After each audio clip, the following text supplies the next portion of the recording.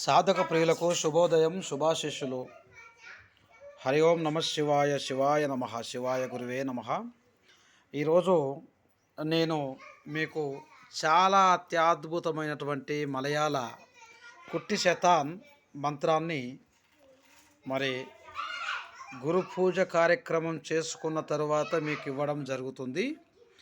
మా దగ్గర కూడా గతంలో ఎంతోమంది ఈ కుట్టి శతాన్ మంత్రాన్ని తీసుకోవడం జరిగింది. కానీ దానికి ఉన్నటువంటి యంత్రం అనేది ఆ రోజులలో మా సిద్ధగురువుల దగ్గర లభించకపోవడం ద్వారా కొంతమందికి పూర్వజన్మ సుకృతం వలన సిద్ధించింది, కొంతమందికి సిద్ధించలేదు. కనుక సాధక ప్రియులారా, దయచేసి అర్థం చేసుకోండి. ప్రతి మంత్రాన్ని కూడా యంత్రం ఉందని చెబుతూ వస్తున్నాము. ఇవి మాలాంటి సిద్ధగురువుల దగ్గర మాత్రమే ఇటువంటి యంత్ర సిద్ధ మంత్రాలు అనేటివి దొరుకుతాయి. ఇప్పుడు మీకు కుట్టి శతాన్ మంత్రాన్ని చెబుతున్నా, దానితో పాటు విధి విధానము మరియు ఈ కుట్టి శతాన్ యొక్క మంత్రము ఇప్పుడు చెప్పేటటువంటి ఈ మలయాళ శాస్త్ర మంత్రం అతి పురాతనమైనటువంటి మలయాళ గ్రంథాల నుంచి సేకరించబడి దానికి ఉన్న నియమ నిష్టలు, విధి విధానం, సాధన క్రమ పద్ధతిని పాటించి అవలంబించి సిద్ధింప చేసుకొని ప్రయోగ విధానములో మేము ప్రయోగం చేసిన తరువాత అందులో శుభ ఫలితాలు వచ్చిన తరువాతనే ఈ మంత్రాన్ని మీకు శుద్ధి చేసి మీకు ఇవ్వడం జరుగుతుంది.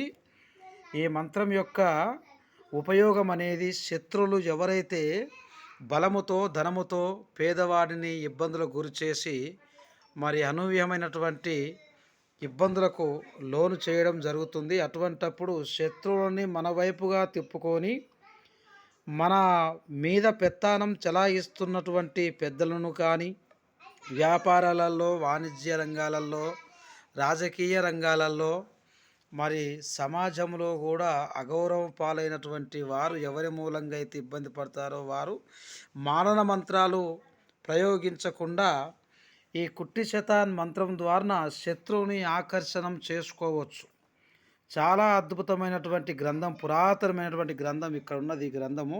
ఈ గ్రంథము చాలా పురాతనమైన గ్రంథం. ఈ గ్రంథంలో ఉన్న నియమ నిబంధనలు మా గురువు సమక్షంలో, మా గురువు ముఖత మేము సిద్ధింప చేసుకొని మరి ఈ మంత్రాన్ని మేము ఇవ్వడం జరుగుతుంది.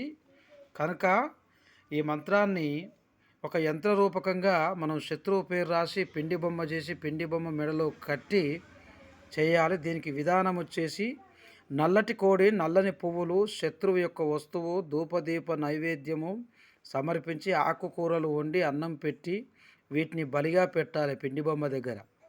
తర్వాత పిండి బొమ్మ చేసి ఈ యంత్రం ఉంది కదా, ఈ యంత్రాన్ని చక్రమును రాసి ఆ పిండి బొమ్మ పొట్ట లోపల ఉంచి మంత్రమును జపించి భగవాని ఇంట్లో దోపాలి.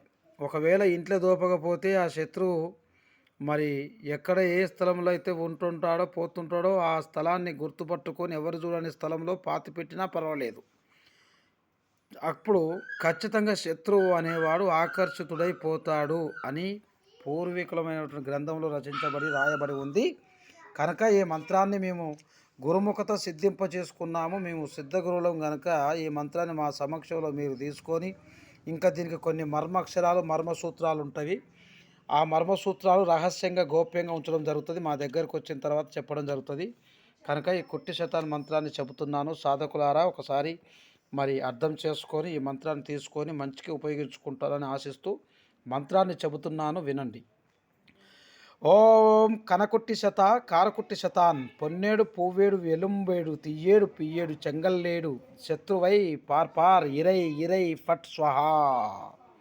ఓం కరకుట్టి శత కారకుట్టి శతాన్ పొన్నేడు పువ్వేడు ఎలుంబేడు తియ్యేడు పియ్యేడు చెంగల్లేడు శత్రువై పార్ ఇరై ఇరై ఫట్ స్వహా. ఇక్కడ శత్రువై అన్న కాడ పేరు పెట్టాలి. దీని తర్వాత పిండి బొమ్మ చేయాలని చెప్పాను కదా, ఆ పిండి బొమ్మ తయారు చేసేటప్పుడు ఆ పిండిలో ఏమేమి వస్తువులు కలపాలన్నదే రహస్యం, నిగూఢమైన రహస్యం. అది మా దగ్గరకు వచ్చిన తర్వాత ఆ పదార్థాల పేరు చెప్పి పంపించడం జరుగుతుంది.